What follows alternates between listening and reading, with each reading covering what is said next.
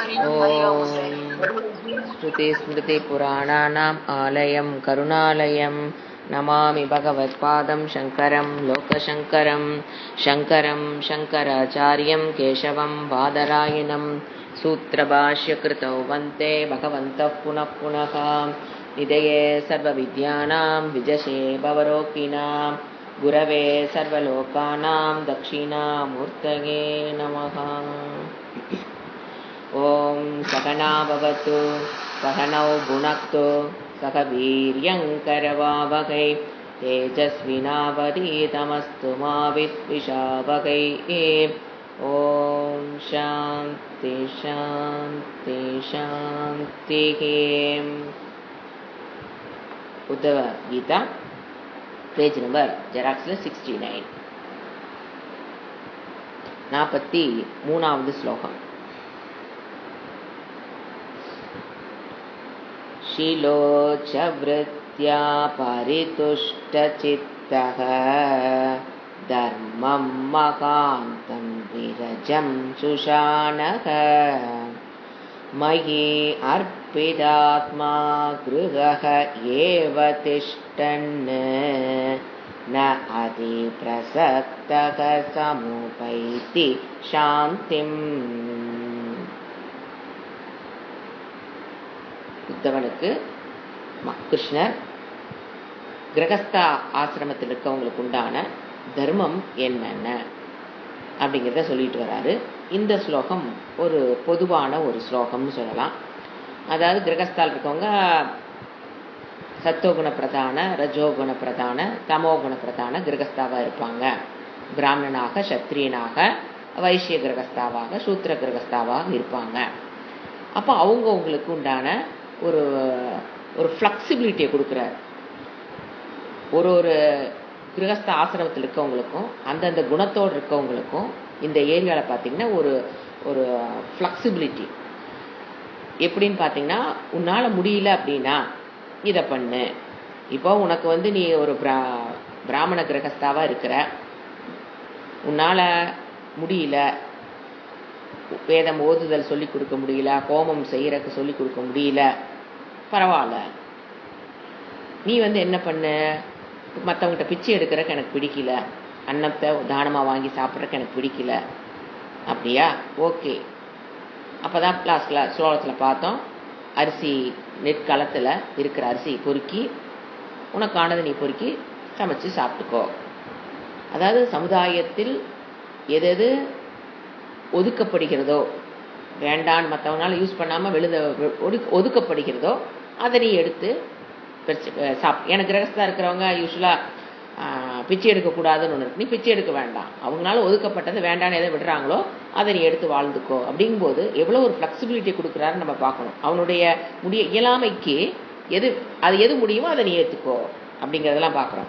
இதில் அவர் என்ன சொல்கிறார், இதுக்கு முன்னால் என்ன சொன்னார், உனக்கு பிராமனுடைய எது நீ எடுத்துக்கிறது முக்கியம் இல்லை, உன்னுடைய ஸ்தூல சூக்ஷ்ம சரீரம். நீ பிராமணனா இருக்கிற உன்னுடைய ஸ்தூல சூக்ஷ்ம சரீரங்கள் கீழான இன்பத்திற்காக பயன்படுத்தாத. அதுதான் மெயின் அதுதான். உடல் மனம் முதலியவற்றை கீழான இந்திரிய சுகத்துக்காக பயன்படுத்தி உன் வாழ்க்கையை வேஸ்ட் பண்ணாத. ஒரு உயர்ந்த கடினமான தவத்திற்குண்டான வாழ்க்கையை நீ வாழ கத்துக்கோ. அதுதான் மெயினுங்கிறார். நீ பிராமணனா இருக்குது முடியலன்னா அடுத்த ஆப்ஷன்ல இருக்கு, நீ ஃபாலோ பண்ணிக்கலாம். ஒரு ஆபத்து காலம் சொல்றோம் பார்த்தீங்களா, அந்த மாதிரி தான். இப்போ குளிக்காத, ஃபீவர் வந்துருச்சு, எல்லா பக்கம் இப்போ ஃபீவர், என்ன சொல்லுவாங்க, குளிக்காத அப்படின்னா ஆபத்து காலம் அது. சரி, குளிக்காதேன்னுங்கிறது நம்ம ஐசு ஃபுல்லாவா ஃபாலோ பண்ண முடியாது. அப்போ அந்த காலகட்டம் ஆபத்து காலத்துக்கு வர அதுக்கு பெருசாக ஒரு ரூல்ஸ், குளிக்க வேண்டாம், தலைக்கு குளிக்க வேண்டாம் ஜென்ரலாக சொல்கிறோம். ஏன்னா அந்த அக்னி தத்துவம் மாறும்போது மறுபடியும் ஃபீவர் வரக்கு வாய்ப்பு இருக்குது அப்படிங்கிறது ஆபத்து காலத்துக்கு சொல்லப்படுகிற ஒரு கண்டிஷன். அது இட்ஸ் நாட் காமன். அந்த மாதிரி பிராமணர்கள் இவங்களால முடியல அப்படிங்கும்போது அது ஆபத்து காலமாக எடுத்துக்கணும். அந்த மாதிரி சமயத்தில் ஃப்ளெக்சிபிலிட்டி இருக்குது. உடனே ஆயுசுக்கு நான் இந்த மாதிரி பிராமணனாக தான் வாழ்வேன்னு வாழக்கூடாது.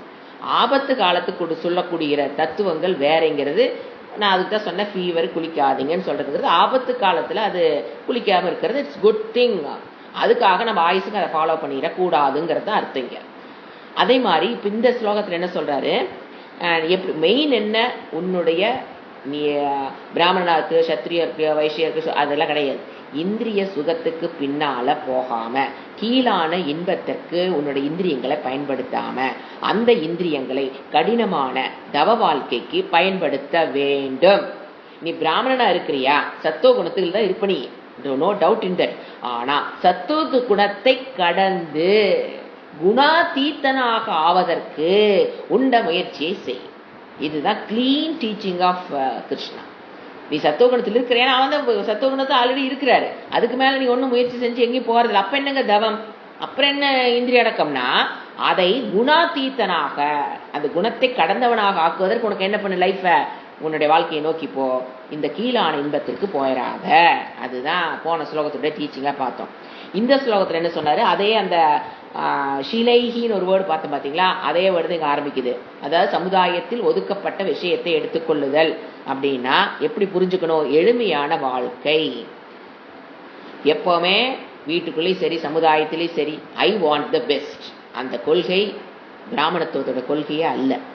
மனதுக்குள்ள பிராமணத்துவம் வந்துருச்சுன்னா அதோட வெளிப்பாடே எது இருக்கோ அது போதும். ஐ வாண்ட் த பெஸ்ட். அண்ணா அக்கா தங்கச்சிகள் இருந்தாலும் என்ன டவுட், என்ன வருது சண்டை அந்த காலத்துல, ஐ வாண்ட் த பெஸ்ட். அண்ணன் தம்பியா இருக்கட்டும், ஐ வாண்ட் த பெஸ்ட்.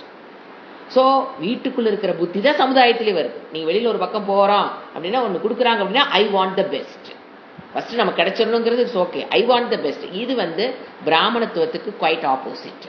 இந்த குணம் இருக்கிறவங்க பிராமணத்துவம், ஏன்னா உங்களுக்குலாம் அந்த எண்ணம் இருந்ததுன்னா நாம் இன்னும் பிராமணத்துவத்தை வளர்த்திக்கணும்னு அர்த்தம், அவ்வளவுதான்.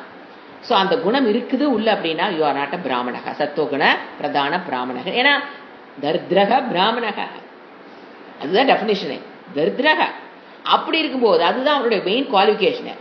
ஐ want the best, I want best போது யூ ஆர் நாட் அ பிராமணன்கிறார். ஸோ அதுதான் என்னது, ஷிலோச்ச விருத்தியா, சமுதாயத்தில் நீக்கப்பட்டதை எடுத்து வாழும் முறை, அத சிலோச்ச விருத்தியா, சிலோச்ச விருத்தியா, ஒரு எளிமைன்னு அர்த்தம். அடுத்தது பரிதுஷ்ட சித்தகா. எப்படி இருக்கணும், பரிதுஷ்ட சித்தக, கிடைப்பதில் துஷ்டி, போதுமென்ற சித்தக மனம். பரிதுஷ்ட கிடைப்பதில் போதும் என்கின்ற மனநிலை. பிராரப்த பிரகாரம் என்ன பணம் வரணும் இருக்கோ அதுதான் வரப்போகுது. எந்த சூழ்நிலை அமையன்னு இருக்குதோ அதுதான் அமைய போகுது. எந்த குடும்பம்னு நம்ம பிராரப்தத்தில் இருக்குதோ அந்த குடும்பம் தான் அமைய போகுது. நம்ம உலகத்தில் இருக்கிற குடும்பத்தில பார்த்து கற்பனை பண்ணி கம்பேர்லாம் பண்ணிக்க கூடாது. நமக்கு என்னன்னு பிராரப்தம் வாங்கிட்டு வந்திருக்கிறோமோ அதுதான். ஸோ அதில் என்ன ஆயிக்கணும், கிடைத்தது பிராரப்தத்தின் பிரகாரம் கிடைத்ததில் போதுமென்ற மனம்.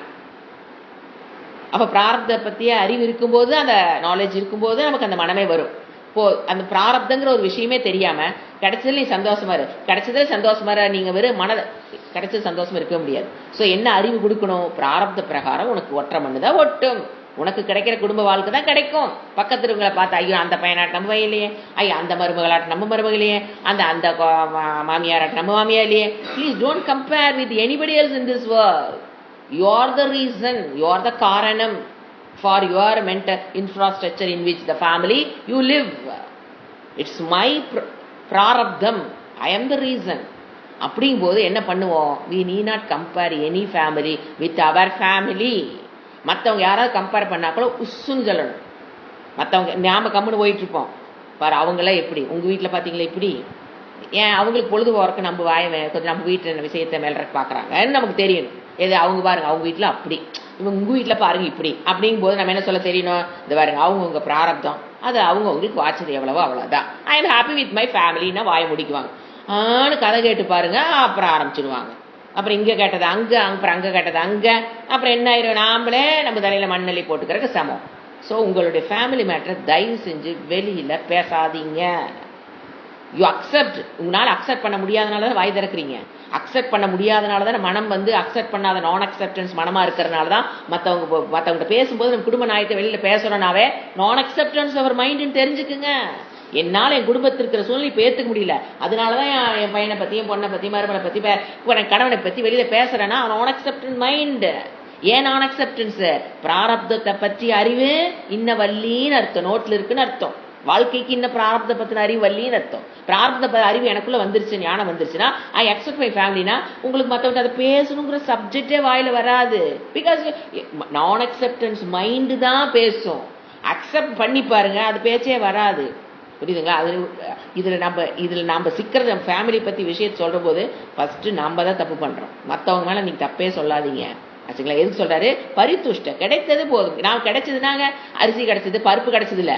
The infrastructure in which I am living, what type of character my husband, what type of character my son, அதுல கிடைச்சதுல திருப்தி அடைந்து பழகணும். What type of people around me, what type of ஒரு கம்பெனிக்கு போறீங்க, வேலை செய்ய போறீங்க, what type of boss, what type of colleagues, what type of watchman, முன்னாள் இருந்து கடைசி வரைக்கும் அதுல கிடைத்ததில் திருப்தின்னு புரிஞ்சுக்கணும். ஏன்னா கிடைச்சதுன்னு உடனே பணம் சோறு காசு அது இல்லை. ஒரு நோய் வந்துச்சு இதெல்லாம் சாப்பிட முடியாது, சரி ஓகே நாளை அக்செப்ட் பண்ண, அதெல்லாம் ஈஸியா அக்செப்ட் பண்ணிக்கலாம். சைக்கலாஜிக்கலா நம்மளை சுத்தி இருக்கவங்களுடைய கேரக்டரை அக்செப்ட் பண்ணிக்கணும். அதுதான் கிடைத்ததுன்னு புரிஞ்சுக்கணும். பரிதுஷ்ட சித்தகா, மனதை அடுத்தது தர்மம். தர்மத்தோடு உண்டான வாழ்க்கை. தர்மம் தர்மம் அப்படிங்கும் போதுங்க ஒரு ஒரு ஆழமான புரிதல் சமுதாயத்துக்கு வேணும், நமக்கு வேணும். அதாவது என்ன நம்ம வச்சிருக்கோம்னா, ஒரு தர்மம் மனதுக்குள்ள ஒரு போட்டி பொறாமை இருந்தால்தான் வாழ்க்கையில் ஒரு பையனோ பொண்ணோ சாதிப்பாங்க அப்படிங்கிற தவறான attitude, the competitive mind. It is not our culture, it is western culture. நல்ல பேசிக்கா நம்ம ஒரு பிரச்சனை புரிஞ்சுக்கணும். நம்மளுடைய கல்ச்சர் அப்படி கிடையாது, ஆனா வெஸ்டர்னுடைய கல்ச்சர் அப்படித்தான். இப்ப அது உள்ள வந்துருச்சு. என்னது? மனசுக்குள்ள போட்டியும் பொறாமையும் இருந்ததுன்னா, அந்த காம்படிட்டிவ் மூட், ஜெலஸ் மூட் இருந்தா தான். ஃபார் எக்ஸாம்பிள் ஒரு சொல்றேன் பாருங்க. உங்க பையன் படிக்கிறான் ஒரு கிளாஸ்ல, இன்னொரு பையன் படிக்கிறான். அவன் எப்பவுமே 90 95 வாங்குற பையன். உங்க பையன் ஒரு 80, என்ன யாரும் மக்கு பசங்களா யாரும் கிடையாது, எப்படி என்ன ஒரு 70 80 வாங்குவான்னு வச்சுக்கோங்களேன். என்ன நம்ம சமுதாயத்துல, அது தமிழகத்துல படிக்கிற பசங்க ரொம்ப ஹை ஐக்யூ பசங்க வச்சுக்கலாம். கண்டிப்பா அவன் 0 வாங்க மாட்டான், 30 கூட வாங்க மாட்டான், 80 வாங்குவான். அந்த பாயிண்ட் என்னது நீங்க சொல்லுவீங்க? அந்த பையனை பாரு, அவன் பாரு எப்படி படிக்கிறான் பாரு. இது எவ்வளவு பெரிய தப்பு தெரியுங்களா? Competitive mind, jealous. அந்த பையனுக்குள்ள பொறாமையை ஊட்டி வளர்க்கிறதே பேரண்ட் தான். அவன் பாரு எப்படி படிக்கிறான் பாரு. அவன் மட்டும் எப்படி? அவனுக்கு அதே ஃபீஸ் தானே அவங்க அம்மா அப்பா கட்டுறாங்க, அதே சாப்பாடு தானே அவங்க அம்மா போடுறாங்க, உனக்கு அதே ஃபீஸ் தானே கட்டுறோம், அதே பேக் தானே வாங்கி தரோம், அதே ஷூ தானே, அதோட இன்னும் எச்சாவே நான் வாங்கி தரமில்ல. அப்ப நீ எச்சா வாங்கி கொடுத்தீங்கன்னா எச்சா மார்க் வாங்கணும். என்ன பிசினஸ் அங்க பண்றீங்க? Are you doing business with your kids? அப்படி சொல்லக்கூடாது. அப்ப என்ன ஆட்டோமேட்டிக் அந்த பையனை பார்த்தாவே அவனை பார்த்தாவே பொறாமை என்கின்ற குணத்தை அந்த தாய் அவளுக்கு தெரியாமலே அந்த குழந்தைக்கு ஊட்டி விடுகிறாள். Competitive mind. என்ன சொல்றாங்கன்னு கேட்டீங்கன்னா, நான் பேசும்போது பர்சனலா பேசினதை அனுபவிச்சேன். என்ன சொல்றாங்க? அப்படி சொன்னா தாங்க அவனுக்கு ஒரு படிக்கணுங்கிற ஆர்வம் வரும். ஐயோ தப்பு, அப்படி சொல்லி வளர்த்தக்கூடாது. என்ன சொல்லணும்? அதுக்குன்னு நீங்க 80 வாங்கி அக்செப்ட் பண்ணிக்க நான் சொல்லவில்லை. என்ன போதும் என்ற மனமே போன் செய்யும் மருந்து, நீ 80 போது சாமி, அப்படி சொல்றதும் அல்ல. இன்பிட்வீன் ஒண்ணு இருக்குது. அது எப்படி குழந்தைகிட்ட பேசணும்னு ஒண்ணு இருக்கு. அறிவு நமக்கு வேணும். இப்ப 80 வாங்கிட்டானா அவன் பேப்பர் எடுக்கணும், நீ என்னென்ன தப்பு பண்ணிருக்க அதை கரெக்ட் பண்ணிக்கோ. அப்படி சொன்னா மத்தவங்களை யாரையும் தவறி கூட கம்பேர் பண்ணிடவே கூடாது. நீ பேப்பரை கொண்டா, இப்ப 80 ஒரு பையன் பேப்பர் கொண்டாந்து காமிக்கிறான், 80 வாங்கியிருக்கானா மேக்ஸ் பேப்பர்னு வச்சுக்கோ. என்னென்ன எந்த ஏரியால நீ வீக்கா இருக்க யூ டெவலப் பண்ணிக்கோ. அதுக்கு மேல ஒரு வார்த்தை பேசக்கூடாது. You should not compare. ஏன்னா அப்படி பண்ணும்போது அவன் தன் தப்ப பார்ப்பான். அவன் அந்த ரெஸ்பான்சிபிலிட்டியை எடுக்கிறதுக்கு அந்த குழந்தைக்கு பழக்கணும். You are the responsible for the -20, அதாவது 20 மார்க் கம்மிக்கு யூ ஆர் த அந்த ரெஸ்பான்சிபிலிட்டி அவனுக்கு கொடுக்கணும். அது எப்படி கொடுக்கறது? அந்த பையனை கம்பேர் பண்ணியா அப்படி அது பொறாமை வளர்த்திரும். அவங்க காம்படிட்டிவ்க்குள்ள போயிடுவாங்க. அந்த காம்படிட்டிவ் மைண்ட்னாலதான் இத்தனை டென்ஷன். பசங்க நீங்க பாத்தீங்கன்னா சந்தோஷமான பசங்களே ரொம்ப கம்மி. எப்ப பாரு வீட்டுக்கு போனா அம்மா அப்பா பிரஷர், ஸ்கூலுக்கு போனாலும் கம்பேர் பண்றாங்க. ரேங்க் கார்டை போட்டு நீ ஃபர்ஸ்ட், நீ செகண்ட், அங்கேயும் அதையே பண்றாங்க. வீட்லயும் எதை நம்ம சமுதாயம் நம்ம கல்ச்சர்ல எதை பண்ணக்கூடாதுன்னு சொல்லி நம்ம முன்னோர்கள் நம்மளை வளர்த்துனாங்களோ அந்த தப்ப ஸ்கூலும் பேரண்ட்ஸும் ரூமு போட்டு பசங்களை கெடுக்கிறாங்க. Competitive mind, jealousy mind. So இந்த ரெண்டு இருக்கும்போது அந்த குழந்தை cannot have a happy life. இந்த ரெண்டையும் நீங்க உள்ள கொடுத்துட்டீங்கன்னா அந்த பையன் 100க்கு 100 வாங்கியிருப்பான். மனக்கு he cannot have a happy life. நீங்க கொடுத்த ஃபோர்ஸ்ல அந்த பொறாமையில அந்த காம்படிட்டிவ் மைண்ட்ல அவன் வந்திருப்பான். ஆனா he cannot have a happy. எங்க பையன் ஹாப்பியா 100க்கு 100 வாங்குறது பெஸ்டா, வேற வழி இல்லாம 100க்கு 100 வாங்குறது பெஸ்டா? திங்க் பண்ணி பாருங்க. நான் சொல்றேன் பையன் 100க்கு 100 வாங்கணும், அதுல மாற்று கருத்துக்கே இடமில்லை. படிச்சா எழுதுனா 50 வாங்கணும், அதுக்கு தான் படிக்கிறோம், அப்படிதான் படிக்க வைக்கணும், அதுல மாற்றுக்கிறது. ஆனா அது எப்படி சொல்லணும்? தர்மியம் என்ன அந்த இடத்துல? அந்த குழந்தைக்கு பொறாமையையும் போட்டி போடு போட்டி போடு போட்டி போடுன்னு சொல்லாம பேப்பரை வாங்கி எதுல நீ தப்பு, you take the responsibility of your -20 mark, correct your mistakes, try to get the next time கம்மி ஆயிடுச்சா it's okay, see the mistake, correct your mistake, மறுபடி தப்பாயிடுச்சா it's okay, see your mistake. எத்தனை இது வேற சலுப்பு வேற, எத்தனை தடவை நான் சொல்லி தரது. ஸ்கூலுக்கு போனாலும் டீச்சர்ஸும் ஜலிச்சுக்கிறாங்க. இதுகளுக்கெல்லாம் என்ன சொன்னாலும் ஏறாதுங்க மண்டையில. யாரு? Teachers. What a type of teacher. இவங்களுக்கெல்லாம் என்ன சொன்னாலும் ஏறாதுங்க. அது இந்த பசங்களாட்டில் அது கம்பேர் பண்றாங்க. இந்த பசங்களாட்டில் நாங்க எல்லாரும் ஒன்னாதாங்க சொல்லித்தரோம். ஏன் இந்த பையன் மட்டும் எங்க வாங்குறான்? ஏங்க உங்க பையன் மட்டும் வாங்கல? ஏங்க வாங்காத பையனுக்கு சொல்லித்தரக்கு தான் நீங்க அங்க உட்காந்துருக்கீங்க. தானா படிக்கிற குழந்தைக்கு நீங்க சொல்லித்தரவே தேவையில்லை. அதுக்கு you are getting salary not for the first row kids, you are getting salary for the last row bench. Last bench student பார்த்து தான் அந்த குரு நடத்தணும், டீச்சர். ஸோ இவங்களுக்கும் பிரச்சனை, அதனால பாதிக்கப்படுறது குழந்தைங்க. ஸோ தர்மம்னா பொறாமையையோ போட்டியையோ தன்மை போட்டி போத காம்படிட்டிவ் மைண்டை கொண்டு வராம அவனுடைய குறைகளுக்கு அவனை பொறுப்பேற்க செஞ்சு பழகுனீங்கன்னா ஃபியூச்சர்ல அவனுடைய செயலுக்கு அவன் ரெஸ்பான்சிபிலிட்டியை எடுப்பான். நான் பண்ணினதுக்கு நான் தான் காரணம் அப்படிங்கிறத 5 வயசுல இருந்து ஊட்டி வளர்க்கணும். நான் என்ன தப்பு நடந்தது அதுக்கு நான் தான் காரணம். உடனே சாரி சொல்லிட்டு தொலாவான் எங்க தப்பு நடந்ததுன்னு. ஒரு அவனுடைய சைக்காலஜியே மாறிடும். ஒரு இடத்துல மத்தவங்களை பார்க்க மாட்டான், எங்க தப்பு நடந்தது எங்க தப்பு நடந்தது. ஏதாவது படிக்கிற விஷயம் மட்டும் இல்ல, நீங்க இங்க அதை ட்ரைனிங் கொடுத்துட்டீங்கன்னா மறுபடியும் வாழ்க்கையிலயோ பிசினஸ்லயோ எங்கோ ஒரு பக்கம் ஒரு தப்பு நடந்தது அப்படின்னா பொறுப்பேற்றுக்குவான். ஏத்துக்கிட்டு தொலாவ ஆரம்பிப்பான் எங்க தப்பு பண்ணணும்னு. அவன் வின் பண்ணிடுவான், அவன் ஜெயிச்சிடுவான் வாழ்க்கையில. There is no need of competition, there is no need of comparison, there is no need of jealous at all. இந்த தப்பு சொசைட்டி நடக்கிறத கண் கூட நம்ம பார்க்கிறோம். இது தர்மம். ஏது தர்மம்? கிரகஸ்த ஆசிரமத்துல இது தர்மம். அடுத்தது மகாந்தம். அடுத்தபடி சொல்றாரு பாருங்க, மகாந்த். கிரகஸ்த வாழ்க்கையில எதுக்கு போக கூடாது? காம்படிட்டிவ்க்கோ ஜெலஸுக்கோ போகணுங்கிற அவசியம் இல்லை. எனக்கு இதுதான் நிறைய சம்பாதிக்கணும், சம்பாதிக்கிறதுக்காக நீ எங்க போயிட வேண்டாம், காம்படிஷனுக்கு போக வேண்டாம். அடுத்தது மகாந்தம், இல்லற தர்மம். இதுதான் இல்லற தர்மம்ங்கிறார். மகாந்தம் அப்ஜெக்டிவ். இது இல்லற தர்மத்துக்கு இது அப்ஜெக்டிவ், கிரகஸ்தாவுக்கு தர்மம் மகாந்தம்ல அப்ஜெக்டிவ். அடுத்தது விரஜம். இது அப்ஜெக்டிவ் ஃபார் கிரகஸ்த ஆசிரம பீப்புள். விரஜம், உன்னுடைய மனதில் இருக்க அழுக்கை நீக்கு. என்ன சொல்றாரு?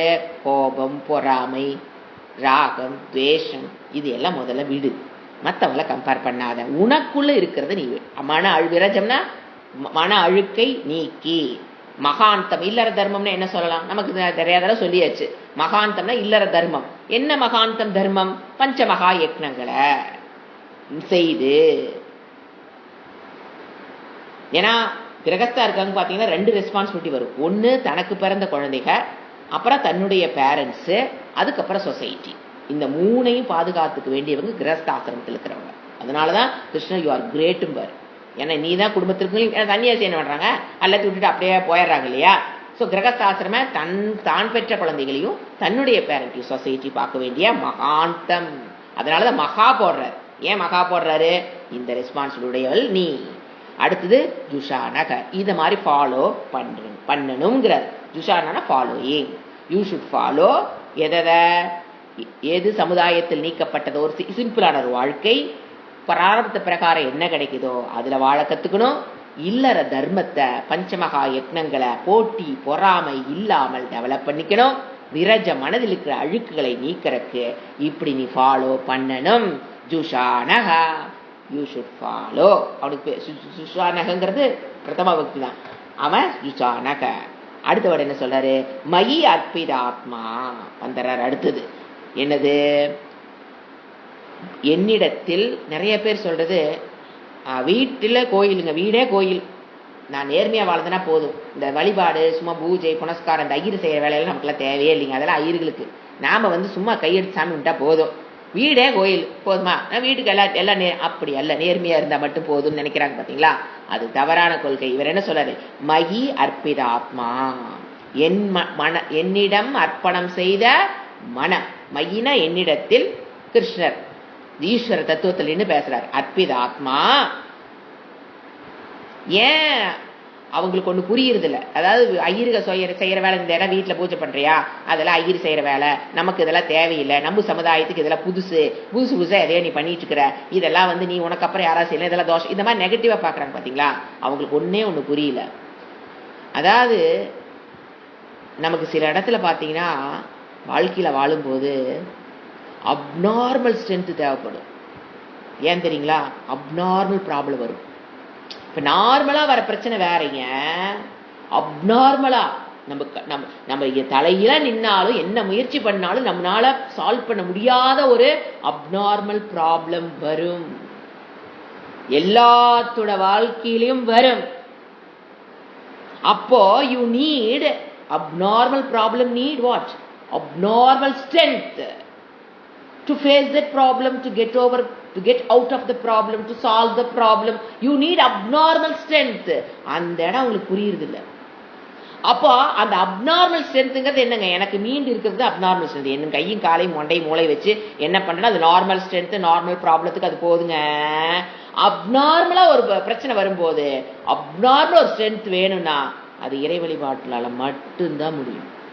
அதை சும்மா அப்படியே அந்த வேலை கோயில் போகும்போது மாரிங்கோயில் வருதா, இப்படி சாமி கும்பிட்டு போறாங்க, அவ்வளவுதாங்க நான் கோயிலுக்கு போவேன், மாரி பொங்கல்லாம் போவேன், மாறி அவ்வளவுதான் போதும்னு நினைக்கிறாங்க பாத்தீங்களா? அவங்களுக்கு இந்த சீக்ரெட் புரியுறது இல்லை. வாழ்க்கையில என்ன வரும்? வாய்ப்புகள் வந்தே தீரும். Abnormal problem every human being must face, will face abnormal problem in their life. அதுக்கு முதல்ல என்ன பண்ணி வச்சுக்கணும்? அப்நார்மல் ஸ்ட்ரென்த்தை பிடிச்சி வச்சுக்கணும். பிரச்சனை வந்ததுக்கு அப்புறம் போய் விழுகிறது இல்லை. வீடு தீப்பத்தி எரிஞ்சதுக்கு அப்புறம் கிணறு தோண்டிட்டு கூடாது. முதல்ல வீட்டுல கிணறு தோண்டி ரெடியா தண்ணி வச்சுக்கணும். அப்ப தீ பிடிச்சா அந்த தண்ணி எடுத்து ஊத்தி ஆஃப் பண்ணிக்கலாம். அதுதான் பிரேயருங்கிறது. வச்சுங்களா? அடுத்தது எனக்கு கிரகசாஸ்திரம் ரொம்ப அவசியம். கிரக ஏவ திஷ்டன்னு இவர் சொல்றாரு. நீ ஞானத்துக்கு போகணும்னா ஓப்பனா சொல்றாரு, சந்நியாசம் வாங்கினா தான் ஞானம்ங்கிறது கிடையாது, மோட்சங்கிறது கிடையாது. கிரகஸ்தால இருக்கிறதுனாலயே உனக்கு மோட்சம் இல்லைனோ கிடையாது. Open statement. ஏன்னா இந்த ஸ்லோகத்தை படிக்காத சன்னியாசிகள் நிறைய இருக்காங்க. நீ கிரகஸ்தா, அவங்களாம் முடிவே பண்ணிடுறாங்க. சன்னியாசி இருக்காங்க பாத்தீங்கன்னா, நீ கிரகஸ்தாவா, உனக்கு ஞான நிச்சயம் not at all possible, you should not take class. நாங்க தான் சன்னியாசிகள், we are qualified to take. ஏன்னா we are ஞான நிச்சயத்துக்கு பாசிபிள், நாங்க தான் குவாலிஃபைட் அப்படின்னு சொல்லும்போது என்ன அர்த்தம்? they are not yet not qualified அர்த்தம். இந்த ஒரு ஸ்லோகத்தை சொல்றாரு பாருங்க. என்ன சொல்றாரு? கிரக ஏவ திஷ்டன்னு. கிரகன் வீட்டிலேயே இருந்து கொண்டு, you need not change the Ashrama to சந்நியாசம்.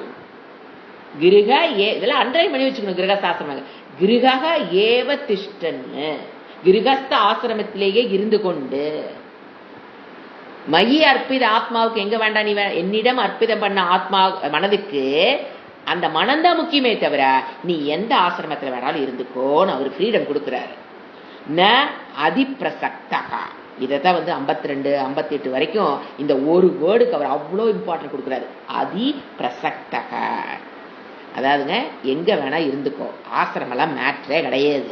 சரியா? நீ சன்னியாசத்தில் இருந்தாலும் சரி, கிரகஸ்த ஆசிரமத்திலேயே இருந்துக்கோ, அதெல்லாம் மேட்ரு கிடையாது. ஆனா அதிப்பிரசக்தகன்னு ஒரு வார்னிங் கொடுக்கிறாரு. ஒரு வேர்டு, ஒரு வார்னிங். கிரகஸ்த ஆசிரமத்துக்கு ஒரு வார்னிங் கொடுக்கிறாரு. என்ன கொடுக்கிறாரு? வீட்டில் தன்னை சுற்றி இருக்கும் உயிருள்ள உயிரற்ற விஷயத்தில் பற்று இல்லாமல் வாழ பழகிக்கொள். இதத்தான் மேக்சிமம் இம்பார்ட்டன்ட் கொடுத்து 52 இருந்து 58 ஸ்லோகம் வரைக்கும் இதையே தான் பேசுவார். எது? அதி பிரசக்தகன என்ன? அதாவது வீட்டில் தன்னை சுற்றி இருப்பவர்களிடம் அல்லது பொருட்கள் எடுத்துக்கலாம், மனிதர்களும் எடுத்துக்கலாம், நாய்க்குட்டி பூனைக்குட்டி எல்லாமே எடுத்துக்கலாம், அதிக பற்று இல்லாமல் வாழ கத்துக்கணும். அதுதானே தவிர நீ எந்த ஆசிரமத்தை வேணா இருந்துக்கோ, அது டசன்ட் மேட்டர். எந்த ஆசிரமத்தில் இருந்தாலும் இந்திரியங்களை என்ன பண்ணாது, ஃபர்ஸ்ட் என்ன சொன்னார் ஒரு கண்டிஷனு, எந்த ஆசிரமம் வேற இருந்துக்கோ, உன்னோட இந்திரியங்களை தவ வாழ்க்கைக்கு பயன்படுத்து. First point. அது எந்த ஆசிரமத்தினாலும் நீ இருந்துக்கோ, அது பிரச்சனையே கிடையாது. நீ சத்துவகுண பிரடாமனா இருந்தேன்னா என்ன பண்ண, இந்த குணாதீத்தத்துக்கு ட்ரை பண்ணு. ரஜோகுணமா இருந்தீங்கன்னா சத்துவ குணத்துக்கு வா, அப்புறம் குணாதீத்தத்துக்கு ட்ரை பண்ணு. எங்க இருக்கிறீங்கிறது மேட்ரே கிடையாது.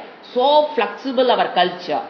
அது நடுவில் வந்தாங்க என்ன பண்ணிட்டோம், இப்போ எல்லாரும் நம்மளை பார்த்து வெளியில் என்ன சொல்றாங்க, என்னது உங்களுக்கு இத்தனை ஜாதி, இத்தனை பிரே, இத்தனை சாமி, இதெல்லாம் என்ன ஆயிடுச்சு இப்போ நமக்கு விஷயம் தெரியாதனால அவங்க கிரிட்டிசைஸ் பண்ணி பதில் சொல்லாத நிலைக்கு நம்ம வந்துட்டுமே தவிர நம்மளுடைய கலாச்சாரம் த பெஸ்ட் கலாச்சாரம் இன் திஸ் வேர்ல்ட். எல்லாத்தையும் ஏற்றுக்கணும். எந்த குணத்தோட பிறந்தியோ வா, தப்பு கிடையாது. அப்ப நீ என்ன பண்ணணும், குணத்தை மாற்ற முடியாது, நம்ம பராதுபரம் வாங்கிட்டு வந்துட்டோம், அதை போய் மாற்ற முடியுமா, ட்ரை பண்ணலாம், அவ்வளவுதான். அப்ப நீ எப்படி வாழணும்னு அழகா சொல்லி கொடுக்குறாரு. என்ன சொல்றாரு, கிருக ஏவ திஷ்டன், நீ வீட்டிலேயே இரு, வீட்டு ஆசிரமத்துல அந்த ஆசிரமத்திலே இரு, அது ஆனா பற்று இல்லாமல். அதாவது லா ஆஃப் அசோசியேஷன், பிசிக்ஸ்ல எல்லாம் படிப்போம்னு நினைக்கிறேன். லா ஆஃப் அசோசியேஷன் அது ஒரு பெரிய சாப்டர் வரும். ஏன்னா எது எது சையோகமோ அது சாஸ்திரம் எப்பயே சொல்லிடுச்சு, எது எது சையோகமோ அது என்ன ஆகும், வியோகம். எதெல்லாம் ஒன்று சேர்ந்ததோ அது கண்டிப்பா ஒரு நாள் என்ன ஆகணும். It's universal law, it is not நம்மளுடைய லா இல்லை, மனிதன் கிரியேட் பண்ணது கிடையாது. எது எது ஒன்று சேர்ந்ததோ அது என்ன ஆகும், ஒரு காலத்துல பிரியும். சோ அது அந்த உணர்வோடு பற்று இல்லாம இருக்கணும், வெறுப்புல வர பற்று இல்லாம இல்லை. நான் பகவத்கீதை படிக்கிறேன், வீட்டில் யாரடியும் ஒட்டக்கூடாது, அப்பதான் பகவத்கீதை மண்டையில புரியும். ஐயா அப்படிலாம் கிடையாது. நான் உபனிஷத் படிக்கிறேன், வீட்டில் யார் இருக்குங்களோட ஒரு கரெக்டா வச்சுக்கணும், இல்லைன்னா அது தப்பு, அது ஓவர். அப்படி அல்ல. ஒரே ஒரு அறிவு, பற்று இல்லாமல் இருப்பதற்கு ஒரே ஒரு அறிவு. என்ன சொல்றாரு, அதிபிரசக்தக. எப்படி, எதெல்லாம் சையோகமாச்சோ அதெல்லாம் ஒரு நாளைக்கு வியோகம் ஆகும். எதெல்லாம் என்னுடன் சேர்ந்ததோ அது உடலாக இருக்கு, என்னாகாது ஒரு நாளைக்கு என்னை விட்டு போயிரும். இந்த லாவை அப்ளை பண்ணி குடும்பத்தோடு இருக்கவங்களோட பற்றலாம இருன்னு சொன்னாங்களே தவிர அன்பில்லாமல் இருக்கிறது அல்ல. அடுத்து என்ன சொல்றாரு, சமுபைத்தி சாந்தி, அவன் மேலான அமைதியை, மோட்சம். மேலான அமைதி நீங்க என்ன புரிஞ்சுக்கணும், மோட்சத்தை அடைகிறார். யாரு, மை அர்ப்பித ஆத்மா, என்னிடம் அர்ப்பணம் பண்ண புத்தி மனம், அவன் எங்க வேணா கிரகஸ்த ஏவ திஷ்டன், நீ அங்கேயே இரு, நோ பிரச்சனை. ஆனா என்ன இருக்கணும், வீட்டில் தன்னை சுற்றி இருக்கிற இடம் அதிபிரசக்தக, பற்று இல்லாமல் வாழ கத்துக்கள். அங்க முதல்ல என்ன சொன்னாரு, இந்திரியங்களை தவ வாழ்க்கைக்கு பயன்படுத்தி பற்று இல்லாமல் வாழு. இது ரெண்டு தாங்க சொல்றார் கிருஷ்ணர். ஒரு டீச்சிங் ஃபுல்லா இதுதான். ஃபர்ஸ்ட் அதாவது இந்திரியங்களை தவ வாழ்க்கைக்கு பயன்படுத்திக்கோ, நீ எந்த ஆசனம் வேணா இரு, பிரச்சனையே கிடையாது. ரெண்டாவது இங்க என்ன சொல்றாரு, பற்று இல்லாமல் வைராகியத்துடன் வாழ்வது. எப்படி வைராகியம், பிடிக்காமையோ கோபம் வந்தோ விட்டு விலகிறதல்ல, எது என்னையோட சேர்ந்ததோ அதை என்னை விட்டு ஒரு நாளைக்கு போகுங்கிற அந்த அறிவோடு நீ வீட்டிலேயே இருந்து எதை அடையலாம், சாந்தியம். வாட்சி சாந்தியம், மோட்சத்தை அடையலாம். அதாவது பாத்தீங்கன்னா இந்த பற்றுங்கிறது நாய் போடை சொல்லுவார் சுவாமிஜி. இப்ப நாய் பாத்தீங்கன்னா வீட்டுல வளர்த்துறோம் பாத்தீங்களா, அது நீ வீட்டு விட்டு போய் வெளியே பண்ணி காலி பண்ணி போறேன்னு வச்சுக்கோங்களேன், நாய் பின்னாலேயே வருமாமா. ஏன்னா அதுக்கு அங்க இருக்கிற மனிதர்கள் மேல்தான் பற்று. இப்ப நீங்க கூடவே ஒரு பூனை வளர்த்துன்னு வச்சுக்கோங்களேன், இது நல்லா சிந்திக்க வேண்டிய பாயிண்ட். நீங்க பூனை வளர்த்துன்னு வச்சுக்கல, நீங்க வீடு காலி பண்ணி போனீங்கன்னு வச்சுக்கோங்க, அந்த பூனை உங்க பின்னால வராது. ஏன், நாய் மனிதர்களிடம் பற்று, அது வீடு முக்கியம் இல்லை, மனுஷங்க தான் முக்கியம். பூனைக்கு வீடு தான் முக்கியம், மனுஷங்க முக்கியம் இல்லை. அதுக்கு நல்ல யோசனை பாரு. நான் வீடு காலி பண்ண எந்த பூனையாவது உங்க பின்னாடி வருமானம் பாருங்க, வராது. பெட்டனிமலா வளர்த்துறது வேற கதைங்க. ஜென்ரலா வந்துட்டு போற நான் என்ன சொல்றேன், ஜென்ரலா வந்துட்டு போற பூனை சொல்லுங்க.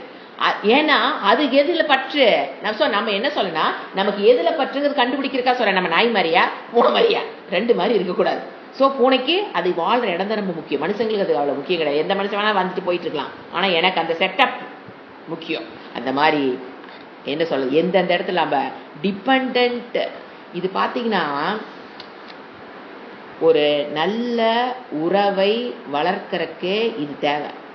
ஒரு கணவன் மனைவி ஆகட்டும், ஒரு ஃப்ரெண்ட் ஆகட்டும், அக்கா தங்கச்சி ஆகட்டும், அண்ணன் தம்பி ஆகட்டும், ஒரு உறவுல ஒரு ஃப்ரீடம் கொடுக்க தெரியும். இந்த இண்டிபெண்டன்சி வரணும். இப்போ நம்ம ரெண்டு பேர் ஏ அண்ட் பி ஃப்ரெண்டாக இருக்காங்கிறக்காக அங்கே எங்கேயாவது டிபெண்ட் ஆஃப் ஏ குறைஞ்சாலும் சரி, டிபெண்டன்சி ஆஃப் பி குறைஞ்சாலும் சரி, அந்த உறவு அப்படியே கொஞ்சம் ஆட்டம் காணும். இண்டிபெண்டன்ஸ் இருக்கணும். ஒரு உறவுல இண்டிபெண்டன்சி இருக்கணும். அதாவது எல்லா விஷயங்களையும் ஷேர் பண்ணி எல்லாமே அப்படி இருக்கவே கூடாது. ஒரு ஜஸ்ட் ஒரு குஷன் யாருனால, இப்போ ஏபி ரெண்டு பேர் ஃப்ரெண்டாக எடுத்துக்கலாம், நீங்கள் கணவன் மனைவியாக வச்சுக்கலாம், இல்லை அக்கா தங்கச்சியாக வச்சுக்கலாம், அண்ணன் தம்பியாக வச்சுக்கலாம், இல்லை பக்கத்து வீட்டுக்காரவங்களே வச்சுக்கலாம். த்ரூஅவுட் த லைஃப் ஒரு பேட்ச் ஒர்க் தேவைப்படாமல் ஒரு ஸ்மூத்தாக போகணும். ஏன்னா நம்ம பேட்ச் ஒர்க் பண்ணியே தான் வெட்டியாக போகிறோம். அங்கே கோச்சுக்கிட்டாங்களா அதை போய் சரி பண்ணு, இவங்க கோச்சுக்கிட்டாங்களா இங்கே போய் சரி பண்ணு. கலவை சட்டியும் கலவையுமோட தான் சுற்றிட்டு இருக்கிறோம். சட்டியில் என்ன பண்ணுறோம், சிமெண்ட்டை கலக்கி வச்சுக்குவோம். எந்த பேட்ச் ஒர்க் வருது அந்த கரண்டி வேற வச்சுக்கிறோம். இது மேசன்ல கொண்டாடுவாங்க பாருங்க, ஒரு கரண்டி சட்டி, அதோடவே தான் சுத்துறோம். நீங்க நல்லா யோசனை பாருங்க. அங்க ஒரு பிரச்சனை, அந்த சிமெண்ட் எடுத்து அங்க கொஞ்சம் பேட்ச் ஒர்க், அப்புறம் இவங்க கோச்சுக்கிட்டாங்களா, இவங்க தப்பா எடுத்துட்டாங்களா, இங்க ஒரு பேட்ச் ஒர்க். இது ஏன் இப்படி வருது? நம்ம எல்லாரும் நல்லா இருக்கணும் அப்படிதான் நம்ம நினைக்கிறோம். நாம என்ன எல்லாரும் இதா போட்டு நம்ம நினைக்கிறோம், நாம நல்லதான் நினைக்கிறோம். அப்புறம் எதுக்கு இந்த சட்டியும் கலவி எடுத்துட்டு பேட்ச் ஒர்க் பண்ண வேண்டிய வேலை வருதுன்னா, ஒரே ஒரு ரகசியம் சொல்றேன் கேளுங்க. You should develop a cushion between you and that fellow. A, B ரெண்டு பேர் எடுத்துக்கலாம், அது யார் வேணா இருக்கலாம். ரெண்டு பேருக்கு நடுவில் ஒரு குஷன் இருக்கணும், ஒரு இண்டிபெண்டன்சி இருக்கணும், ஒரு சின்ன கேப் இருக்கணும். அந்த கேப், அந்த குஷன் என்ன தெரியுங்களா பண்ணும்? சப்போஸ் பி வந்து ஏவை முட்டுனான்னு வச்சுங்களேன், அந்த குஷன் தாங்கிக்கும், ஏக்கு அடி வராது. இப்போ ஏ பி அடிக்கிறான்னு வச்சுக்கீங்களேன், அந்த குஷன் தாங்கிக்கும், பிக்கு அடி வராது. எப்படிங்க அந்த குஷன் டெவலப் பண்றது? By giving the freedom you can develop a cushion. அதி சூக்ஷ்மமான விஷயம் இது. ஒரு கிரகஸ்தாவும் தெரிந்து கொள்ளப்பட வேண்டிய விஷயம். இப்போ ஒரு பி வந்து பர்பஸா ஏ ஒதுக்கு, ஏ அண்ட் பி ரெண்டு பேர் ஒரு அது யார் வேணா இருக்கட்டுங்க. இப்போ ஏ அண்ட் பி ஒரு ரிலேஷன்ல ஒரு குட் ஃப்ரெண்ட்ஸ்ல போயிட்டு இருக்கோம். திடீர்னு காரணமே இல்லாம பி ஏஐ ஒதுக்குவார். காரணம் ஏக்கு என்ன காரணம்னே தெரிஞ்சிருக்காது, பி ஒதுக்குவார். அப்ப ஏ என்ன தெரியுங்களா மூட்ல இருக்கணும், ஏதோ தெரியல அவனுக்கு இந்த இடத்துக்கு நம்மளை கண்டா பிடிக்கல, okay you lead your happy life. அப்படிங்கும் போது அந்த ஃப்ரீடத்தை கொடுக்கணும். அவங்க நம்மளோட பழகிறதுக்கு எப்படி நம்ம வாய்ப்பை கொடுத்தோமோ அதை போல பி நம்மளை விட்டு போகணும்னு நினைச்சாங்கன்னா அதுக்கும் வாய்ப்பை மனதார சந்தோஷமாக கொடுத்து பழக்கணும். ஏன்னா நம்ம தப்பு செய்யாம சில சமயம் அவங்களுக்கு தப்பா புரிஞ்சிருக்கும். அப்ப அவங்க என்ன பண்ணுவாங்க, தப்புன்னு சொல்லி தப்புன்னு அவங்க விலகுவாங்க. இப்ப நாம என்ன பண்ணுவோம், சொல்லிடணும் இந்த மாதிரிலாம் ஒன்றும் தப்பு இல்லை, நான் எதுவும் பண்ணலன்னு சொல்லிடுறோம். ஆனாலும் அவங்க வந்து கொடி பிடிச்சிக்கிட்டு அது தப்பு தப்புன்னு என்ன பண்றது, ஃப்ரீடமா விட்டுறணும். நாம் அதை விட மாட்டோம், பேட்ச் ஒர்க் பண்ண போவோம். அது இன்னும் என்ன கேப்பு இன்னும் அதிகமாகும். அப்புறம் இன்னொரு அப்புறம் வெளியில ஒருத்தர் சொல்லுவோம், அவங்க போய் அங்க சொல்லுவாங்க, அப்புறம் இன்னும் கேப்பு. ஸோ கேப்பு தான் அதிகமாயிட்டு போகுதே தவிர நீங்க நினைக்கிற க்ளோஸ்னஸ் வராது. ஸோ உறவுகளுக்குள்ள இண்டிபெண்டன்ட் இஸ் வெரி இம்பார்ட்டன்ட். சில விஷயங்கள் நம்ம எல்லாத்தையும் ஷேர் பண்ணாதுக்கு ஒரு பெரிய ராங் நோஷன். அவன் பாருங்க வீட்டில் நடக்கிற எல்லா விஷயத்தையும் எனக்கு ஷேர் பண்ணிடுவாளுங்க, அவ்வளோ திக் ஃப்ரெண்டு, அவ தான் நம்பர் ஒன் எனிமி ஆவான்.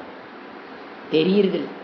வீட்டில் இருக்கிற எல்லா விஷயத்தையும் நான் ஷேர் பண்ணுவேன், எனக்கு வீட்டுக்கார விஷயத்தை கூட நான் அவட்ட ஷேர் பண்ணுவாங்க, அவ்வளோ திக் ஃப்ரெண்டுங்கிறாங்க. ஐயையோ, அவ்வளவு 100% நீங்க ஃப்ரெண்டுன்னு யாரும் நினைக்கிறீங்களோ அவங்க தான் 100% எனிமியாக வந்து உங்களுக்கு கஷ்டத்தை கொடுக்க போகிறார்கள். இத புரிஞ்சுக்கணும். அப்ப என்ன பண்ணும், அந்த அளவுக்கு எது எல்லாமே அந்த திக் ஃப்ரெண்ட் நீங்க சொல்றீங்க அந்த formula, it is entirely wrong formula. சில இடத்துல கேப் இருக்கணும். எல்லா விஷயத்தையும் ஷேர் பண்ற பேர் ஃப்ரெண்ட் இல்ல. அன்புங்கிறது ஷேர் பண்ண எல்லா விஷயத்தையும் சொன்னா தான் அன்புங்கிறது கிடையவே கிடையாது. இவர் என்ன சொல்றாரு, association will get into dissociation. அது எப்ப வேணா நடக்கலாம். அந்த அறிவோட ஃப்ரெண்டோட இரு, அந்த அறிவோட அம்மாவோட இரு, அந்த அறிவோட அப்பாவோட இரு, அந்த அறிவோட அண்ணன் இருக்கு, தம்பிக்கிட்டு இரு, தங்கச்சிக்கிட்டு இரு, மனைவிட்டு இரு, கணவன் இரு. இது என்ன லா வச்சுக்கணும், every association will face the dissociation in time. காலம் பிரிக்கும், இதுல no doubt in that. எத்தனையோ விஷயங்களை பிரிஞ்சுதான் நான் இன்னைக்கு வந்திருக்கோம். எத்தனை விஷயங்கள் நம்ம அசோசியேட் இருந்து டிசோசியேஷன் யோசனை பண்ணுவாங்க. You go reverse in your lifestyle, lifespan. எத்தனை விஷயங்கள் இப்ப நாம ஒரு வீட்டில் வளர்ந்தோம், அவங்களால விட்டுட்டு தானே வந்திருக்கிறோம். ஸோ நமக்கு பெண்களுக்கு அது கொஞ்சம் ஈஸின்னு நினைக்கிறேன். ஏன்னா அதெல்லாம் சின்ன 18-20 வயசுல என்ன ஆயிட்டோம், ஒரு ஃபேமிலியோட அசோசியேஷன் டிசோசியேஷன் எல்லாமே ஆகும்.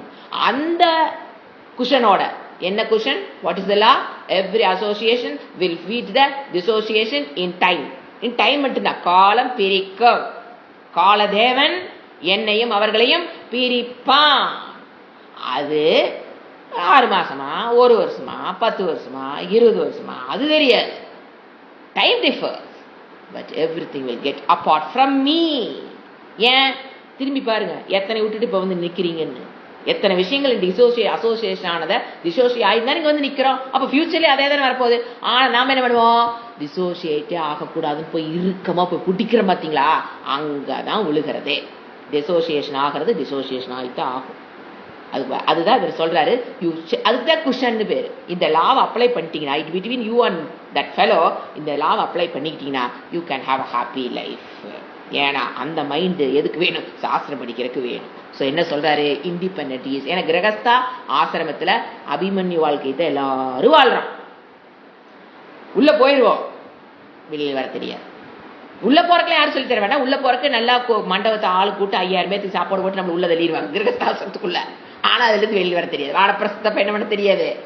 வெளியில் வரக்குள்ள யாரும் நம்மள மாலை ஓட்ட வெளியே கூட்டிட்டு வர மாட்டாங்க. கிரகஸ்தாசிரமம் போகும்போது ஊரு கூடி நம்மள கிரகஸ்தாக்கு உள்ள தள்ளிடுவாங்க.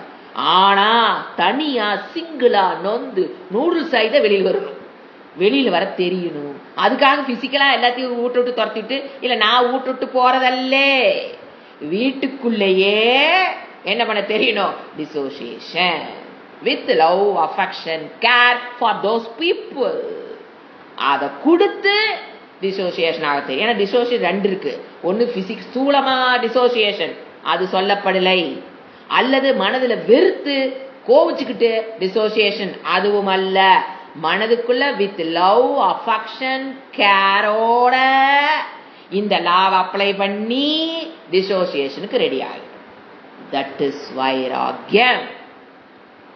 அது ஞானத்தினால பெற. எந்த ஞானம்?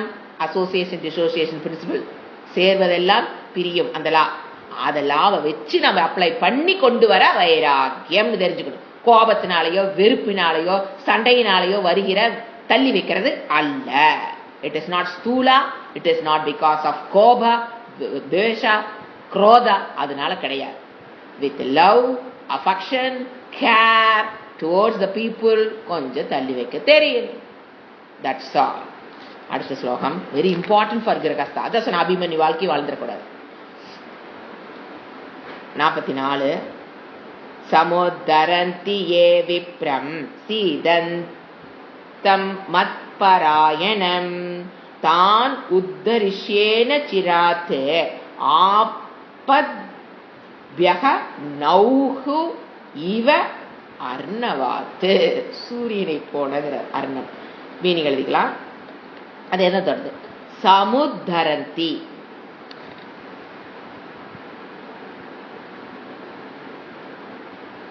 அதாவது அந்த எந்த இல்லறத்த ஆசிரமத்தில் இருப்பவர்கள், அதாவது எந்த இல்லறத்தில் இருப்பவர்கள்,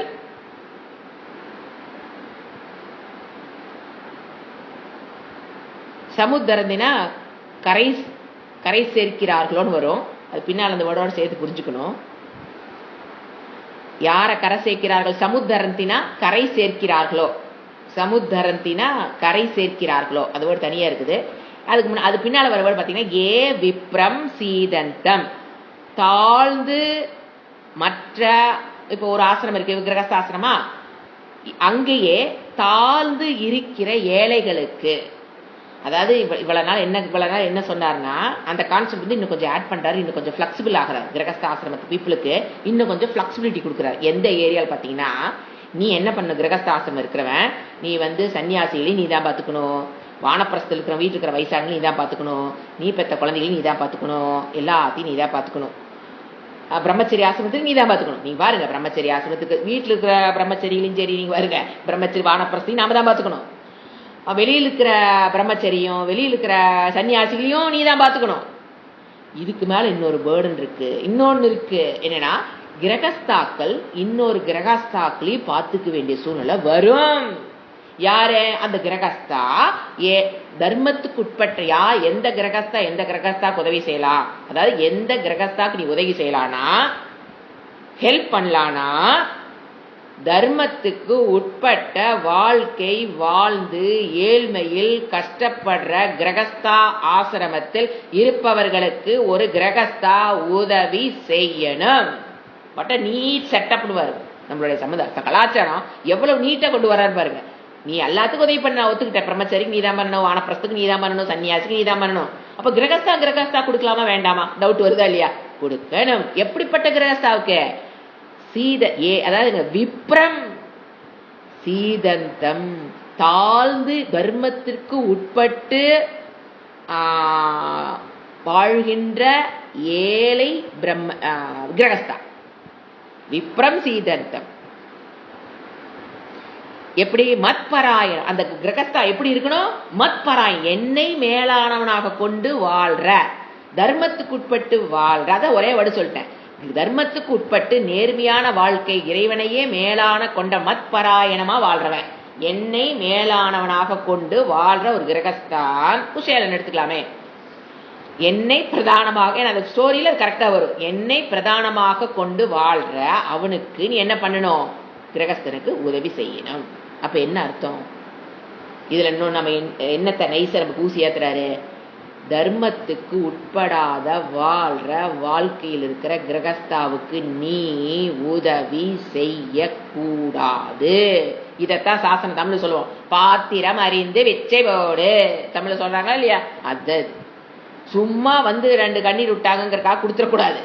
அவன் தர்மத்துக்கு உட்பட்டு வாழ்றானான்னு பார்த்து பாத்திரம் அறிந்து பிச்சை ஓடு. அவ்வளவு 2 லைன்ல சொல்லிட்டேன், ஒரே லைன்.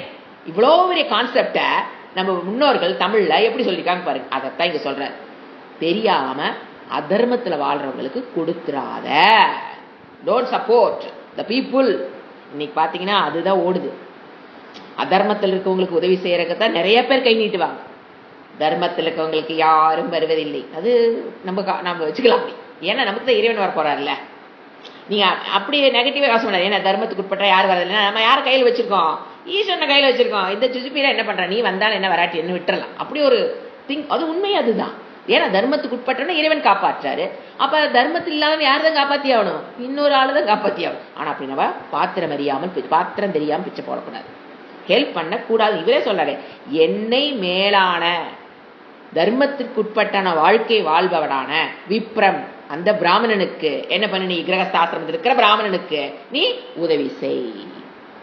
அடுத்து தான் உத்தரிஷ்யே, அவர்களை உயர்த்தி. இப்ப இப்படியே அவனுக்கு டவுட் வந்துருச்சு, கிரகஸ்தாக்கு வந்துருச்சு.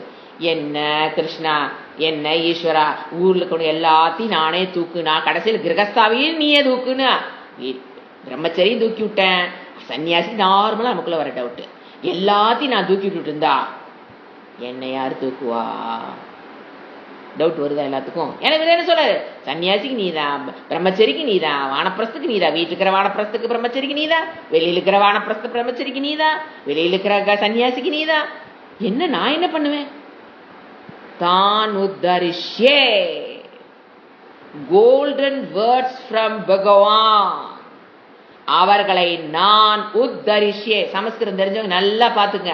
உத்தரிஷ்யே ஃபர்ஸ்ட் பர்சன் லோட்டு, நான் உங்களை உயர்த்துவே. அது அப்படியே வார்த்தைனா வார்த்தை இல்லை, நம்பிக்கையா வரணும், செயல்பாட்டுல தெரியும். அவர்களை நான் ஃபர்ஸ்ட் பர்சன் சிங்குலர் தான் தர்ஷியே. யோசனை பாருங்க. தான்னா யார்? அவர்களை. இப்ப நான் சொல்லிட்டு இருந்தேன் பார்த்து, எல்லாத்தையும் பாத்துக்கிற ஒரு தான்னா புரோனோனு. அவர்களை, அந்த கிரகஸ்தாக்களை நான். ஏன்? லாஜிக்கா புரிஞ்சுக்கணும். அவர் நம்மளை உயர்த்தித்தான் ஆகணும், தப்பிக்க முடியாதவர் நம்மகிட்ட இருந்து. ஏன்? எல்லாத்தையும் நான் பாத்துக்கிறேனா? இப்ப பாருங்க, அவர் என்னை பார்த்தா தான், என்னை நல்லபடியா வச்சுக்கிட்டா தான் நான் எல்லாத்தையும் பாத்துக்க முடியும். இந்த லாஜிக் புரியுறது இல்ல. கொடுத்தா போயிடும். டைமை கொடு. ஐயோ, என் டைம் கொடுத்தா என் குடும்பத்தை பார்க்க முடியாது. உழைப்பு கொடுங்க. ஐயோ, உழைப்பு கொடுத்துட்டா என் வீட்டு என்னால என் உழைப்பு என் குடும்பத்தில் உழைக்க முடியாதுங்க. என் குடும்பத்துக்கு டைம் கொடுக்கணுங்க. ஐயையோ, நீங்க உங்க குடும்பத்தை தனியா நின்னு பாதுகாக்க முடியவே முடியாது. சமஷ்டி பிராப்தம் என்ன? எல்லாம் அதாவது வீட்டுக்குள்ள உட்காந்துக்குதுல ஒரு பிராப்தம் வந்திருக்குது. இதுக்கு எல்லாத்துக்கும் சமஷ்டியா ஒரு இது வரும்போது நம்மளால பாதுகாக்க முடியாது.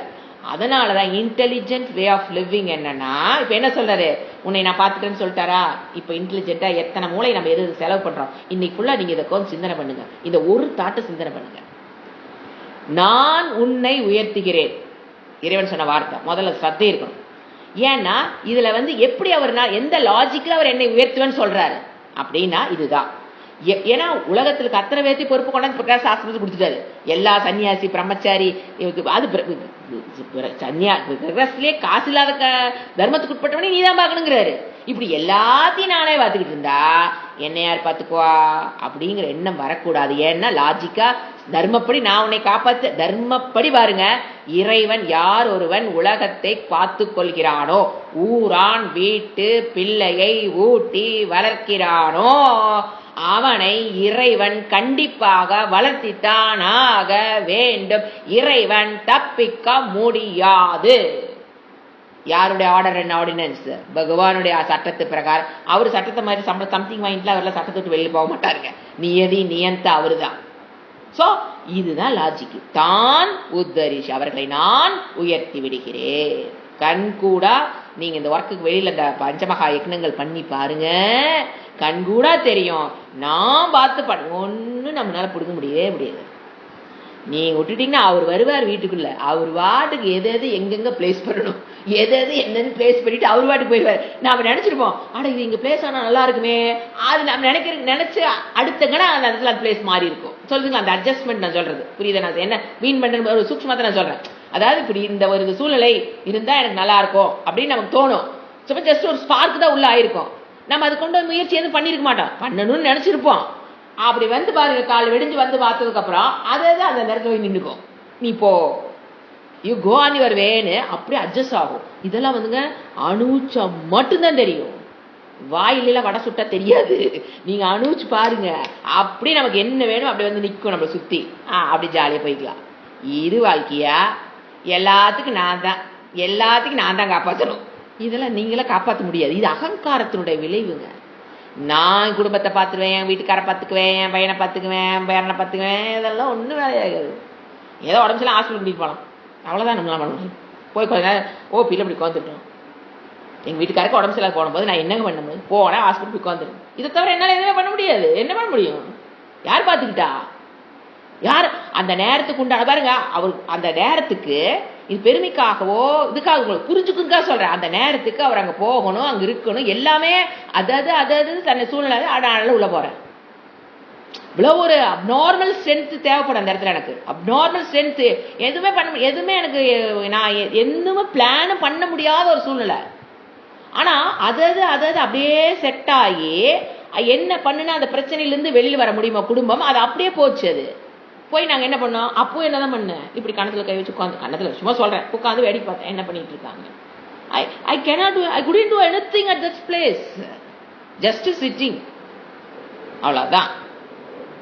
ஸோ தவறா போயிருந்தாலும் சிட்டிங் தான், ரைட்டா போயிருந்தாலும் என்னால் என்னதான் பண்ண முடியும், ஜஸ்ட் சிட்டிங் தான் நம்மளால பண்ண முடியும். அதாவது கரெக்டான ஒரு சூழ்நிலைக்கு வரக்கு என்னால பண்ண முடியாது.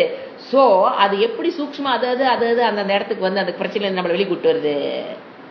ஊரான் வீட்டு பிள்ளையை ஊட்டி வளர்த்தால் தான் பிள்ளை தானா வளருவாங்கிறது இதுதான் சொல்றாரு. உத்தரிஷி இதெல்லாம் சொல்ற golden words of Krishna. It is not the word of Shankara, it is not the word of Valarmathi, it is the word of Krishna. ஈஸ்வர தத்துவம் அவரு சொல்றாரு தான் உத்தரிஷியே. அப்ப மத்தவங்க எல்லாம் இப்படி நெகட்டிவா புரிஞ்சு வச்சுக்கணும். நான் ஏன்னா அவர் ரொம்ப பிஸி. யார் உலகத்துக்காக உழைக்கிறாங்களோ அவர் பார்த்துட்டு இருக்கிறாரு. அவர் என்ன சொல்லுவாரு, நீயே பாத்துக்கிறியா, ஓகே பாத்துக்கோ. ஐயோ அது முட்டாள்தனமான வாழ்க்கைங்கிற நானு, நீயே பாத்துக்கிறியா, சரி பாத்துக்கோ. வரமாட்டாரு. கேட்டால் தான் கிடைக்கும். அவர் சொன்ன பிரகாரம் வாழ்ந்தாதே. நான் பக்தியா இருக்கிறேன், கோயிலுக்கு போற, அபிஷேகம் பண்றேன், அதெல்லாம் பத்தாது. அது உங்களுடைய பக்தியோட இதுக்காக நீங்க வளர்த்துக்கிறீங்க. What are doing for the society it's very important, very very. அதாவது சப்ஜெக்ட் நாலேஜ் உள்ள போக போக நம்மளால உதவி பண்ணாம இருக்க முடியாது. Survivor will change India first கன்சியூமரா மாறுவான் மைண்ட். அப்பதான் அங்க வரும் consumer, then he become a contributor. ஆனா தான் உள்ள சப்ஜெக்ட் போயிட்டு இருக்குன்னு அர்த்தம். ஏன்னா அப்பதான் இதெல்லாம் சொல்றாரு. அடுத்தது ஆபத்யக நௌகு இவ அர்ணவாத்து. ஸோ இதெல்லாம் படிக்கும்போது, இதெல்லாம் படிச்சு நான் ஒரு 7-8 வருஷம் ஆச்சு. இந்த வார்த்தை இன்னும் எனக்குள்ள பதிஞ்சிருக்கு. என்ன தெரியுங்களா சொல்றாரு? நல்ல அண்டர்லைன் பண்ணி ரெட் பிளாக் எல்லாத்துலயும் வச்சுக்கேன். என்ன சொல்றாரு? நீ கஷ்டப்படும் போது ஆபத்துன்னு என்ன? ஆபத்து. இப்ப நான் சொன்ன ஒரு சிச்சுவேஷன் என்னது? குடும்பத்துக்கு வர ஒரு ஆபத்து. அந்த ஆபத்தில், கஷ்டத்திலிருந்து எப்படி நான் உதவி பண்ணும் உதாரணம் கொடுக்கிறாரு. கடலில் தத்தளித்து கொண்டு இருப்பவனுக்கு படகு போல் வந்து காப்பாற்றுவேன். இட்ஸ் a word of கிருஷ்ணாங்க, ஈஸ்வரா, நாட் ஃப்ரம் மீ. அது என்னையா நினைச்சு பார்க்காதீங்க, இந்த உடலு கண்ணாடியில பார்க்காதீங்க. It is the word of ஈஸ்வரா. என்ன சொல்றாரு? இதை நான் படிச்சு எத்தனை, அதெல்லாம் அப்படியே நான் சொல்ல மாதிரி இந்த ஸ்லோகமெல்லாம் அப்படியே உள்ள இன்னும் இருக்கு. அந்த படிச்ச அன்னைக்கு கேட்ட அன்னைக்கு இருந்த வார்த்தைக்கு இன்னும் உள்ள இருக்கு. என்ன சொல்றாரு? நவ்ஹு போட்டு கஷ்டத்தில் இருந்து யாரு, அதாவது என்ன இருக்கிறாங்க? நச்சிராத்து அச்சிராத்து. அதான் அச்சிராத்துன்னா என்ன சொல்றாங்கன்னா, தான் உரிதேஷியே நான் வந்து அதுவும் இன்னொரு வேர்டு சிராத் மறந்துட்டேன். சிராத் வந்து விட்டுட்டு வந்துட்டேன். என்ன சொல்றாரு? உடனடியாக உனக்கு ஆபத்து வருகின்ற காலத்தில் கடலில் தத்தளித்து கொண்டிருப்பவனுக்கு ஒரு 10 நிமிஷம் செத்து போயிடுவானுங்க. என்ன கடல்லே இருந்தா இன்னொரு 5 நிமிஷம் விட்டீங்கன்னா செத்து போயிடுவேன். ஏன்னா கையெல்லாம் டயர்டாச்சு. என்னதான் நீத்தம் தெரிஞ்சு நான் அந்த ஷோல்டர் பெயின் பாத்தீங்க யோகா பண்ணும்போது இங்க அல்ல அந்த வழியில வந்து அவன் எப்படிங்க நீந்துவேன்? அவன் ஏதோ ஒரு 5 நிமிஷம் தாக்கு பிடிப்பேன். இன்னொரு கொஞ்சம் நல்லா புஷ்டியா இருந்தாலும் ஒரு 10 நிமிஷம். நம்மளா இருந்தா 2 நிமிஷம் நீந்துவோமா, 10 நிமிஷம் கஷ்டம். அவனை இருந்தா கொஞ்சம் 15 நிமிஷம் நீந்தான். அவனோட கெப்பாசிட்டி 15 நிமிஷத்துக்கு தான் அவனால் நீந்திட்டு இருக்க முடியும். நீத்தம் தெரிந்தவனாக இருந்தாலும் அவனுக்கு போட்டு அந்த 15 நிமிஷத்துக்குள்ள போனா தான் அதை காப்பாற்ற முடியும். 20வது 16வது நிமிஷம் வந்துட்டு தான் மூழ்கி இருப்பான். ஏன்னா அவனோட capacity to hold the breath, to hold the swimming for only for 15 minutes. ஒரு எக்ஸாம்பிள் சொல்றேன், 15 மினிட்ஸ் அவனால ஹோல்டு பண்ண முடியும்னு வச்சுக்கோங்க. 16 மினிட்ஸ்ல போட் வந்ததுன்னு வச்சுக்கோங்க, அவன் உள்ள போயிருப்பேன். there is no use at all. the use of the boat யா சொல்லி பாருங்க. இத மாதிரி தான் வாழ்க்கையில கஷ்டம் வரும். ஏன்னா அந்த நேரத்துக்கு அது வந்தா தான் காப்பாற்ற முடியும். அது நீ நம்ம ஒரு செகண்ட் தள்ளி வந்திருந்தா முடிஞ்சு போயிரு, எல்லா வேட்டரும் முடிஞ்சு போயிரு. அப்போ அவர் என்ன சொல்றாரு? உடனடியாக, வித்தவுட் டிலே. இதை விட என்னங்க இறைவன் சொல்ல முடியும் நமக்கு? Without delay. எப்போ? கடலில் தத்தளித்து கொண்டிருப்பவனுக்கு படகை போல உடனே வந்து, அவன் ஜாவருக்கு முன்னால கடைசி பிரீத்துக்கு முன்னால வரணும், போட்டு வரணும். அப்பதான் காப்பாற்ற முடியும். இதுதான் வாழ்க்கை. this is life. வந்து நான் என்ன பண்ணுவேன்? காப்பாத்துவேன். ஏங்க இதெல்லாம் ஒண்ணுமே, நான் இத்தனை சாமி கும்பிடுறேங்க, இவ்வளவு பண்றேங்க, இறைவன் எனக்கு ஒண்ணுமே பண்ண மாதிரி தெரியலையே, நிறைய இடத்துல எனக்கு கைவிட்ட மாதிரி தெரியுதே, அப்படியே வாழ்க்கையை தொடர்ந்து போன மாதிரி தெரியுதே, அதெல்லாம் புத்தி சொல்லும். இன்னைக்கு நான் கேன்சர் இல்லாம இருக்கிறேன்னா பிகாஸ் ஆஃப் ஹிஸ் கிரேஸ். இன்னைக்கு இந்த கை கால் போகாம ஆக்சிடென்ட்ல போகாம நான் இருக்கிறேன்னா this is because of his grace. ஏன்னா எப்படி சொல்லணுமோ அப்படி சொல்லி ஆகணும். நான் அதுக்கெல்லாம் பயப்படுறேன். எனக்கு நாளைக்கே கேன்சர் வரப்போதா வந்தாலும் ஓகே, உண்மை யோசனை பாருங்க. இன்னைக்கு இத்தனை 1000 பேர் கேன்சர், இன்னைக்கு கிட்னி நல்லா வேலை செய்தா, டயாலிசிஸ் பண்ணாம வந்து உயிரோட இருக்கனா, இட் இஸ் பகவான்ஸ் கிரேஸ். அது வராம பாதுகாத்துட்டு இருக்கிற நமக்கு தெரியறதே இல்லைங்க, தெரியறதே இல்லை. ஒருத்தர் படும்போது நினைக்கணும், அப்பா இறைவன் நம்ம காப்பாத்திருக்கார். அது உங்களோட புண்ணியமா இருக்கலாம். 15 நிமிஷத்துல போட்டு வரணும், நீங்க அதை பார்த்துக்குங்க. 16வது நிமிஷம் வந்து வேஸ்ட். 15 நிமிஷத்துக்குள்ள அந்த போட்டு வரணும். வரும். யாருக்கு? தான் உத்தரிஷ்யே அச்சிராத். அதாவது ஃபிராக்ஷன் ஆஃப் த டைம் வந்து நான் ஹெல்ப் பண்ணுவேன். அந்த ஃபிராக்ஷனுக்கு நான் வருவேன். எந்த ஃபிராக்ஷனுக்கு வந்தா நீ தப்பிப்பியோ, அந்த பிரச்சனையில இருந்து மீண்டுவியோ, அந்த ஃபிராக்ஷனுக்கு நான் வந்துடுவேன். ஏங்க இதை விட என்னங்க இறைவன் நமக்கு சொல்ல முடியும்னு எனக்கு தெரியல. இதை விட இதுக்கு மேல அது பாருங்க. இந்த புத்தக கீதை, பகவத்கீதை கூட இதெல்லாம் வேர்ட்ல இல்லவே இல்லை. பகவத்கீதை இந்த வேர்டவே இல்லவே இல்லைங்க. ஏன்னா அவன் அர்ஜுனன், அது சொல்லுவாங்க, அவன் சத்திரியன். அவன் பார்த்தீங்கன்னா அவனையும் காப்பாத்திக்குவான், 10 பேர்த்தையும் காப்பாத்திக்கிற தன்மை கொண்டுதான். அவனுக்குலாம் சொன்னது தெரியாதுன்னு உத்தவனுக்கு சொன்னாருப்பாங்க. சமைச்சு சொல்லுவார், உத்தவ இஸ் அ பிராமணா. ஏன்னா அவனுக்குள்ள அந்த சத்திரியனுக்கு எப்பவுமே பார்த்தீங்கன்னா சத்திரியனுக்கு ஒரு கெத்து இருக்கும். நான் என்னையும் காப்பாத்திக்குவேன், படையும் காப்பாத்திக்குவேன், என்னையும் காப்பாத்திக்குவேங்கிற ஒரு அந்த ஒரு இது இருக்கும். ஆனா பிராமணனுக்கு அது இருக்காது. ஏன்னா அவன் பிசிக்கலி எல்லாமே கொஞ்சம் வீக். அதனால உத்தவன்ட்ட இவ்வளவு ஸ்ட்ராங்கா சொல்ற பாருங்க, is not for Uddhava, it is for me, it is for me. இதை புரிஞ்சு இந்த வித வெரி இம்பார்ட்டன்ட். அந்த சொல்ல இந்த போக போக உத்தவகீதை சில பேர் குத்தவகீதை ஒரு ஷேர் பண்ண நினைக்கிறேன் எடுக்கிறேன்னு சொன்னோன்னே சொன்னாங்க, ஐயோ அதெல்லாம் 300 கிளாஸ் போகுமேப்பா, அது எப்போ ஆரம்பிச்சு எப்போ முடிக்கிறது அப்படின்னாங்க. ஏன்னா தெரிஞ்சவங்க அந்த விஷயத்தை இப்போ தெரிஞ்சவங்க, ஐயோ அதெல்லாம் ஆரம்பிச்சு இப்போ பாரு கேன உபனிஷத்து டக்குன்னு ஒரு 20 கிளாஸ் முடிச்சிடலாம். கைவல்யம் ஏங்க சீக்கிரமா ஆரம்பிச்சு சீக்கிரமா முடிக்கிறக்காங்க இங்கே உட்காந்துருக்குறோம். அவங்க கேட்கும் போது எனக்கு அப்படி தோணுச்சு, நான் சொல்லல அவங்ககிட்ட. சீக்கிரமா ஆரம்பிச்சு சீக்கிரமா முடிக்கிறதுக்கு எனக்கு நூடுல்ஸா வெந்துட்டு இருக்குது, சீக்கிரமா வெஞ்சு சீக்கிரமா சாப்பிட்டு சீக்கிரமா ஓடுறக்கு. மனதுக்குள்ள பக்குவம் வரக்கு உபனிஷத்துக்கள் எவ்வளவு முக்கியமோ கான்செப்ட் புரியறதுக்கு உத்தவ கீதை அவ்வளவு முக்கியம். நீங்க 2 ஒன்னா டிராவல் ஆக ஆகத்தான் நம்ம அந்த உபனிஷத்து சொல்லக்கூடிய விஷயங்கள் உள்ள போகணும்னா மன சாந்திங்கிறது உபனிஷத்து கொடுக்கும், அதான் இது கொடுக்கும், புத்தவ கொடுக்கும். இந்த இடத்துல நம்ம தெரிஞ்சுக்கிட்டோம் அப்படின்னா carefree life, this is carefree life. ஏது வரத வரட்டும்.